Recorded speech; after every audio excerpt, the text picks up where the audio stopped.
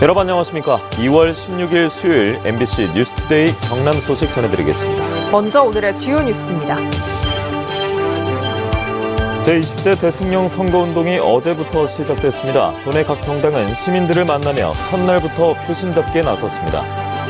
합천 일해공원 명칭 변경과 관련해 다양한 여론을 듣기 위해 개최하려던 토론회가 무산됐습니다. 코로나19 검사 이후 고열과 호흡곤란 증세를 보인 한 중학생이 입원 치료까지 받는데 8시간이 걸렸습니다. 관련 소식 전해드리겠습니다. 광역의원과 기초의원 예비후보 등록일이 오는 18일로 다가왔습니다. 하지만 의원 정수와 선거구 획정은 대선 이후에나 결정될 전망입니다. 제20대 대통령 선거 공식 선거운동이 어제부터 시작됐죠. 경상남도 내 각 정당도 출정식과 아침 출근 인사 등으로 시민들을 만나면서 표심 잡기에 나섰습니다. 신동식 기자입니다. 더불어민주당 경남 대전안 선대위는 경남도청 정문 앞에서 출정식을 열고 이재명 후보 지지를 호소했습니다. 지도자의 무능과 무지는 재앙이라며 이재명 후보는 12년의 행정 경험을 바탕으로 위기를 기회로 만들 수 있는 유일한 경제 대통령이라고 목소리를 높였습니다. 곧바로 투입돼서 민생 위기를 극복 돌파할 수 있는 검증된 대통령 후보 누구입니까? 국민의힘 대통령 선거 희망 경남 선대위도 창원 광장 로터리에서 출정식을 열고 윤석열 후보 지지를 호소했습니다. 국민이 키운 윤석열 후보로 불공정하고 전혀 정의롭지 못한 민주당 정권을 심판하고 정권을 교체해 상식과 공정한 국가로 만들자고 말했습니다. 정권을 되찾아 우리 젊은 세대에게 꿈과 희망이 싹트는 그런 아름다운 대한민국을 우리 다 함께 만들어 줍시다, 여러분. 정의당 경남도당은 창원병원 사거리에서 출근 인사를 통해 34년 기득권 양당 정치를 막을 유일한 심상정 후보를 뽑아 노동이 당당한 나라를 만들자고 호소했습니다. 정의당 심상정 후보가 해내겠습니다. 능력 있고 실력 있고 준비되어 있는 진보당 경남도당도 창원 교육단지 사거리 출근 인사에서 김재현 후보를 대통령으로 뽑아 노동자가 주인이 되는 노동중심 사회를 만들자고 주장했습니다. 모든 힘들이 단결해서 결국에는 노동자 민중들이 권력을 쥐고 집권을 하는 그런 사회로 달려가겠습니다.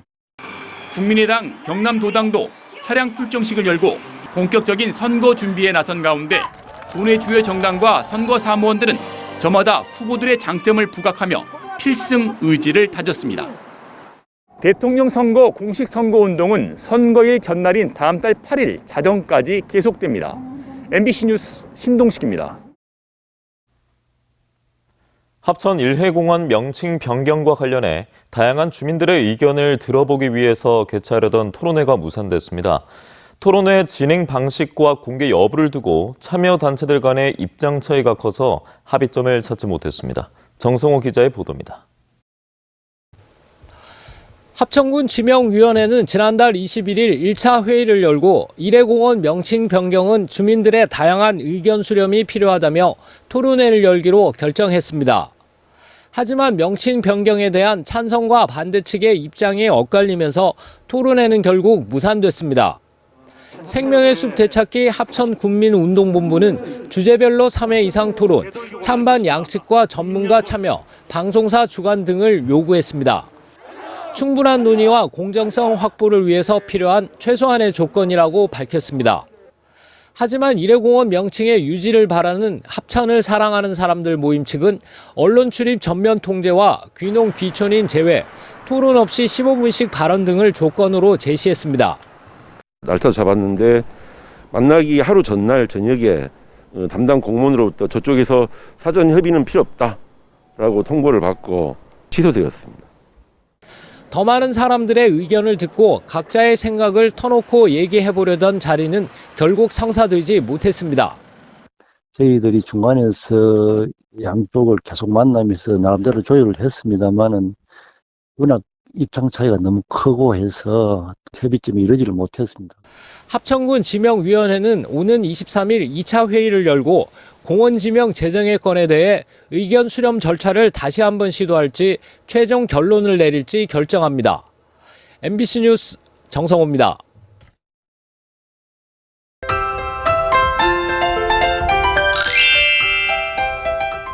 찬바람이 쌩쌩 불며 체감온도를 끌어내리고 있습니다. 내일까지 경남 내륙 지역을 중심으로 아침 기온이 영하 10도 안팎까지 떨어지면서 매우 춥겠는데요. 여기에 바람까지 강하게 불면서 직접 느껴지는 추위는 더 크겠습니다. 오늘 창원의 아침 기온은 영하 5도, 진주 영하 7도로 어제보다 낮고요. 낮에는 창원 3도, 진주 2도 선에 머물겠습니다. 건조한 바람이 다시 기승입니다. 창원을 포함한 6개 시군에는 건조주의보가 발효 중이고요. 대기가 매우 건조한 가운데 바람도 강하게 불면서 작은 불씨라도 철저하게 관리해 주시길 바랍니다. 위성 영상 보시면 오늘 구름 많다가 점차 맑아지겠습니다. 오늘 아침까지 경남 서부 내륙 지역에는 눈이 날리는 곳이 있겠고요. 도로에 살얼음이 낄 수 있어 교통안전에 각별히 유의해 주시길 바랍니다. 자세한 지역별 날씨입니다. 현재 기온 보시면 함안 영하 9도, 밀양 영하 7도를 보이며 매우 춥습니다. 낮에는 밀양 4도, 김해는 3도 선에 머물겠습니다. 거창의 아침 기온 영하 8도, 산청 영하 6도에서 시작합니다. 낮에는 거창 0도, 합천 2도 선에 머물면서 추위가 낮에도 이어지겠습니다. 바다의 물결은 최대 3.5m 안팎으로 매우 높게 일겠고요. 동해남부와 남해동부 먼바다를 중심으로 풍랑주의보가 발효 중입니다. 모레 낮부터 추위는 점차 풀릴 것으로 예상됩니다. 토요일에는 눈비 소식이 있을 것으로 전망됩니다. 날씨정보였습니다. 코로나19 검사를 받은 환자에게 위급 상황이 발생하면 어떻게 해야 할까요? 코로나19 검사를 받은 뒤 고열과 호흡곤란 증세를 보이던 한 중학생이 병원 입원 치료까지 약 8시간이 걸렸다고 합니다. 어떻게 된 일인지 부정석 기자가 취재했습니다. 가족이 코로나19 확진 판정을 받아 지난 12일 검사를 받은 13살 A군. 다음 날 새벽 39.6도의 고열에 시달리다 호흡곤란 증세를 보였습니다. 갑자기 애가 아침에 막 기침을 하더니 뭔가 가슴이 답답하게 뭐가 막는 것 같대요. 그러더니 얼굴이 새파래지면서 숨이 안 쉬어진다고 꺽꺽대더라고요. 놀란 부모는 구급차를 부르기 위해 119에 신고했지만 확진자일 수 있다며 보건소로 연락하겠다는 답변을 들었습니다. 이때부터 전화 돌리기가 시작됐습니다. 보건소에서는 입원할 수 있는 병원을 알아봐 주겠다는 연락만 왔고 병원에서는 오후 6시 이후 입원할 수 있다며 그때까지 버틸 수 없다면 경남도로 연락하라며 전화를 끊었습니다. 경상남도는 알아보겠다, 보건소는 기다려라를 반복했고 10여 차례 전화를 더한 뒤에야 낮 12시쯤 입원 병원을 배정받았습니다. 같은 시각 보건소가 A군에게 코로나19 양성 판정 문자를 보냈습니다. 실제 입원한 시간은 오후 3시 40분쯤. 병원에서 근무하는 A군의 어머니의 응급조치가 아니었다면 위급한 상황일 수도 있었습니다. 코로나 확진자이기 때문에 119가 바로 출동을 할 수 없다는 거, 그리고 병동 입원조차 병원 선정하는 것조차 돌아가야 되는 상황, 이런 것에서 제가 할 수 있는 게 아무것도 없는 거예요. A군에게 재택치료자 기준으로 입원 병원을 배정하다 보니 시간이 많이 걸렸다는 게 보건당국의 해명입니다.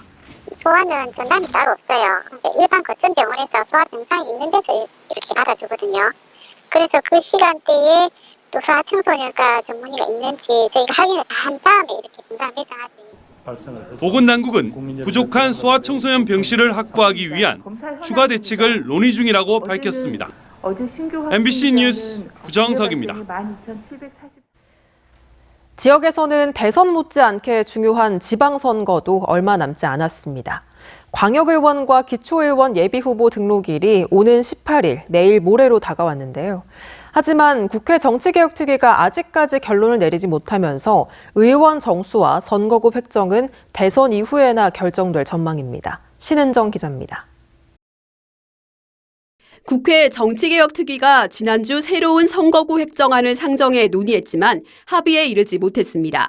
이에 따라 오는 6월 치러지는 지방선거의 광역의원 정수 조정과 선거구 획정이 대통령 선거 이후로 미뤄질 가능성이 커지면서 예비후보 등록을 앞둔 정치 신인들은 얼굴 알릴 기회가 사라졌다며 불만을 드러내고 있습니다. 제8회 전국 동시 지방선거를 약 100여일 앞두고 경상남도와 도내 각 시군이 단체장 당선인의 인수위원회 운영 조례를 제정하고 있습니다. 인수위 조례 제정은 행정의 연속성을 유지하고 인수위원회 기능과 권한을 명확히 해 갈등을 줄이고 효율적인 조직 운영으로 예산과 인력 낭비를 막을 수 있을 것으로 기대됩니다. 대한노인의 사천 지회장이 최근 경로당 분회장 등 260여 명에게 문재인 탄핵을 바라는 국민 모임에게서 전달받은 문자 메시지를 다시 그룹 발송하자 민주당이 공개 사과를 촉구했습니다. 국민 모임이 만든 문자 메시지에는 정부와 민주당이 부정선거를 준비하고 있다는 등의 내용이 담겨 있습니다. 이에 대해 사천 지회장은 알 권리 차원에서 회원들에게 전송했을 뿐이라며 민주당 관계자에게 사과했다고 밝혔습니다. MBC 뉴스 신은정입니다. 투데이 경남 순서입니다.